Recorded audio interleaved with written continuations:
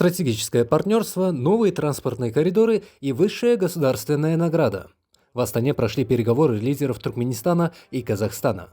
Утро в Астане началось с торжественной церемонии у президентского дворца Аккорда. Здесь Касым-Жомарт Токаев встретил своего туркменского коллегу Сердара Бердмухамедова. Лидеры поприветствовали делегации, а рота почетного караула отдала рапорт главам государств. Этот визит в Казахстане называют важной вехой в истории отношений двух братских народов. Главная тема переговоров – экономика и логистика. Туркменистан и Казахстан – ключевые звенья в цепочке поставок между Азией и Европой.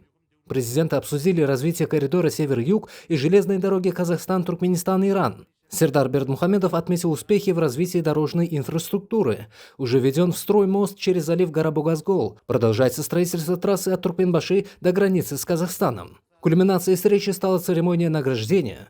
Касым-Жомарт Токаев вручил Сердару Бердмухамедову орден Алтын-Кыран «Золотой орел». Это высшая государственная награда Казахстана.